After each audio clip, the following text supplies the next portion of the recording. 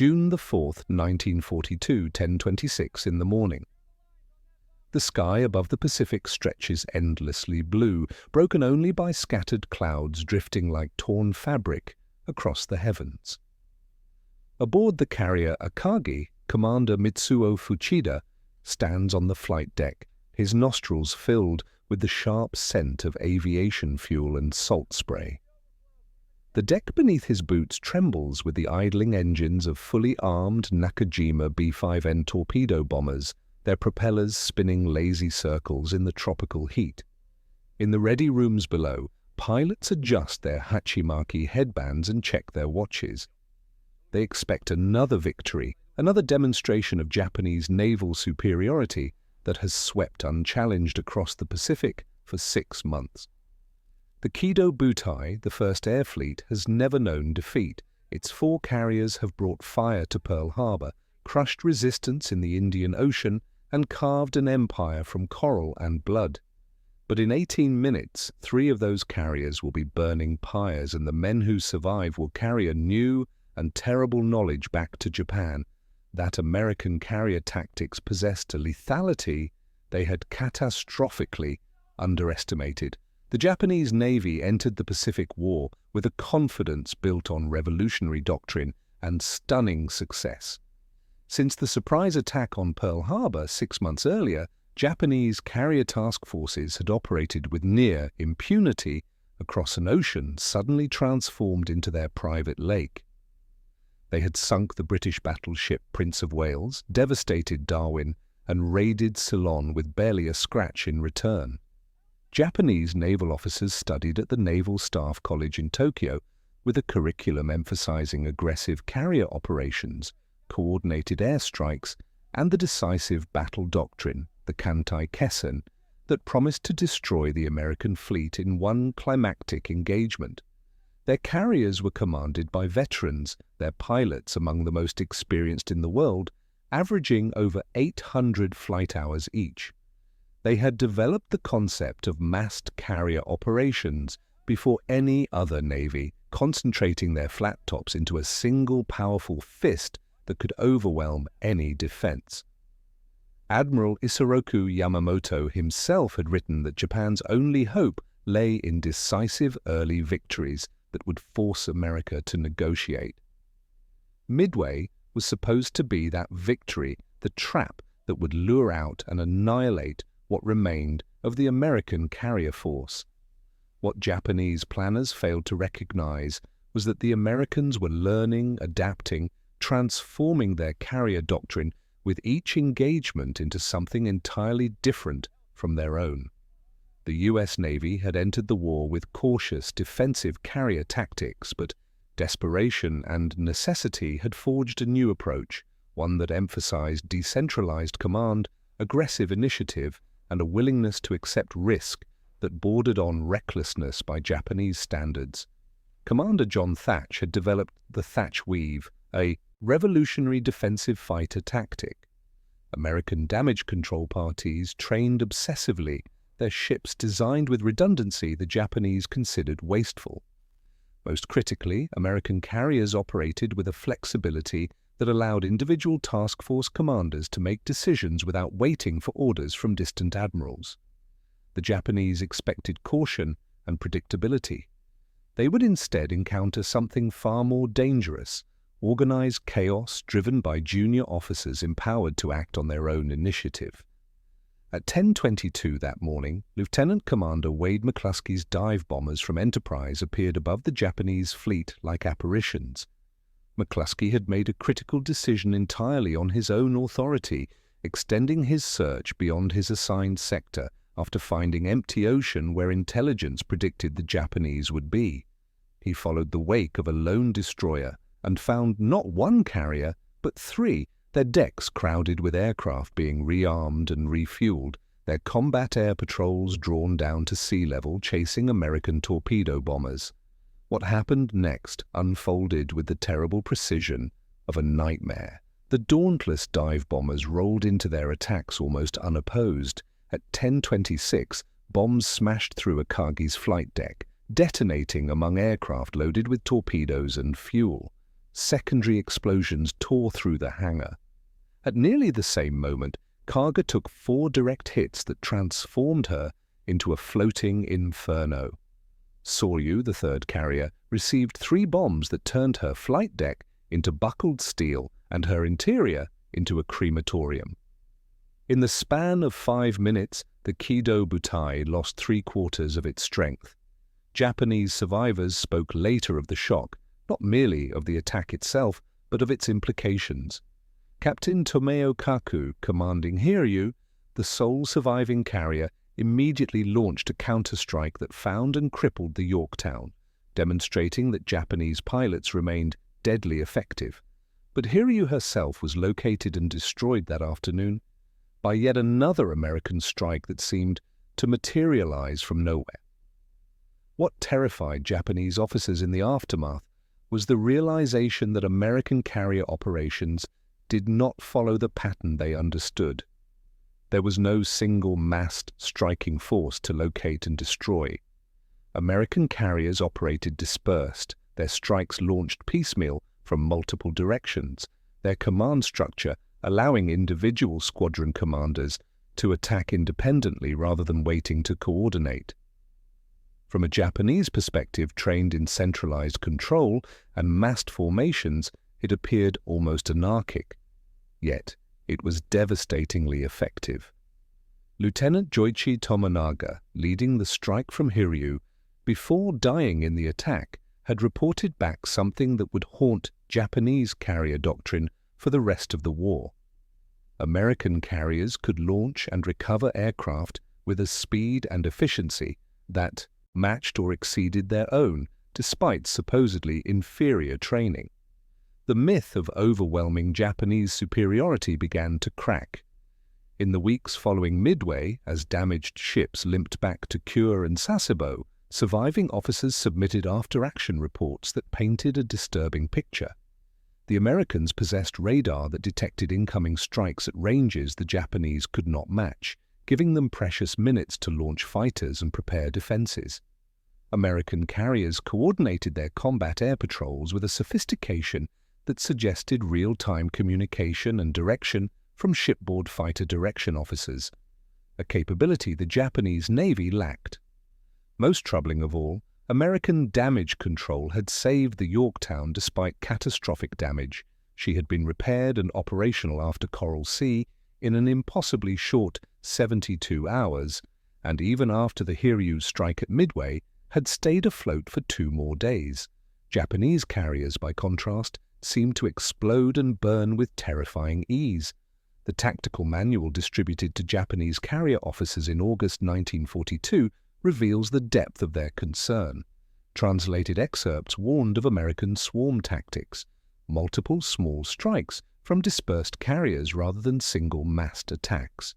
Officers were instructed to maintain stronger combat air patrols at higher altitudes, to expect attacks from unexpected vectors, to anticipate that American carriers would not remain where last reported, but would maneuver aggressively. The manual acknowledged in carefully neutral language that American radar provided significant tactical advantage and that American damage control procedures appeared superior to Japanese methods. Reading between the bureaucratic phrasing, the fear becomes clear.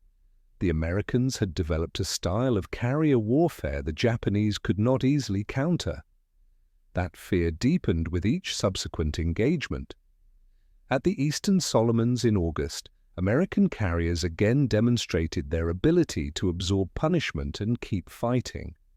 At Santa Cruz in October, Japanese strikes achieved near-perfect execution, sinking the Hornet and damaging the Enterprise.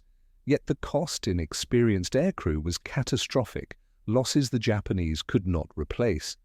American pilots, by contrast, seemed to improve with each battle. The Japanese had expected American aviators to be soft, products of a comfortable democracy that valued life over victory. Instead, they encountered men who pressed attacks through walls of anti-aircraft fire, who developed tactics on the fly, who coordinated with a flexibility that Japanese rigid training had not prepared them for. The recurring symbol that appeared in Japanese intelligence reports from this period was not a weapon, but an image: American carriers operating at night, launching and recovering aircraft in darkness, a capability Japanese carriers could not safely attempt. It became a metaphor for a larger truth, that American industrial civilization, which Japanese propaganda had dismissed as decadent and materialistic, had instead produced a military machine of terrifying adaptability and resilience. By 1943, Japanese naval aviation was in crisis. The elite carrier pilots who had attacked Pearl Harbor were dead or exhausted. Replacements arrived with barely 200 flight hours of training, compared to the American standard that had risen to over 300 hours and continued climbing. American carriers now operated in groups of 3 or 4, their combined air wings numbering over 300 aircraft, more than the entire Kido Butai had possessed at Midway. New American carriers emerged from shipyards at a rate Japanese intelligence found almost impossible to believe. Essex-class fleet carriers and Independence-class light carriers, more than one per month, each carrying improved aircraft, better radar, more sophisticated communications. Japanese officers who had studied in America before the war submitted reports trying to explain how this was possible, describing the vast industrial infrastructure, the multi-shift factory systems, the training programs that could produce competent pilots in assembly line fashion. But even they struggled to convey the scale of American material abundance to commanders who had never witnessed it firsthand. Admiral Jisaburo Ozawa, who would command Japanese carriers in the later stages of the war, wrote in a private letter to a colleague that American carrier tactics had evolved into something fundamentally different from Japanese doctrine, not better or worse in abstract terms, but so thoroughly adapted to American industrial strengths that the Japanese could not hope to compete. Where Japanese tactics relied on elite pilots executing precise, coordinated strikes, American tactics assumed competent pilots operating with individual initiative, backed by overwhelming numbers and superior technology. Where Japanese carriers sought the decisive battle, American carriers waged a campaign of attrition they could afford, and Japan could not. The fear that gripped Japanese naval officers after Midway was not merely tactical but existential, the recognition that they were fighting an enemy whose entire approach to carrier warfare reflected an industrial and ideological system capable of absorbing losses, learning from mistakes, and emerging stronger. The records preserved in the Japanese naval archives in Tokyo contain numerous intelligence assessments from late 1942 and 1943 attempting to understand American carrier operations. One report, dated November 1942, notes with barely concealed alarm that American carriers appeared to launch strikes with minimal preparation time, that their deck crews could rearm and refuel aircraft in minutes rather than the half-hour Japanese procedures required, that their aircraft elevators operated with mechanical reliability Japanese carriers could not match. Another report from March 1943 analyzes American combat air patrol procedures and concludes that the use of radar-directed fighter controllers gave American carriers an effective defensive radius far beyond what visual observers could achieve.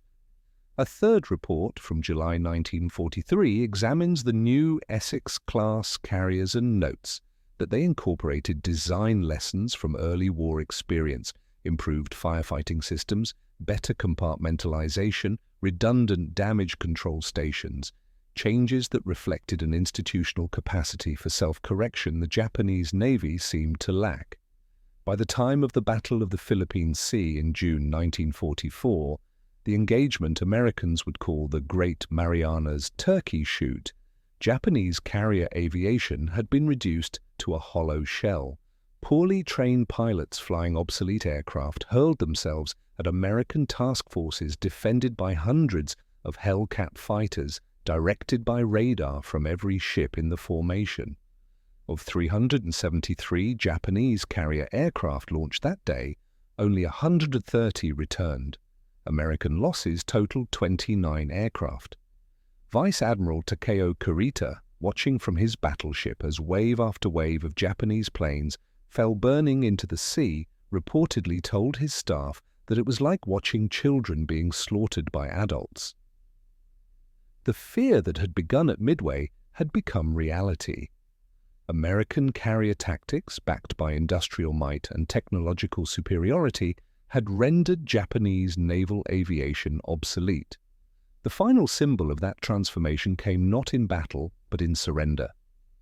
When Japanese officers came aboard the USS Missouri in Tokyo Bay on September 2, 1945, they could see through the harbor haze dozens of American carriers, their decks crowded with aircraft, their crews watching the ceremony. Admiral Matome Ugaki, Yamamoto's former chief of staff, who witnessed Midway and survived the war, wrote in his diary that night about the carriers visible from his cell, symbols not merely of military defeat, but of a fundamental miscalculation.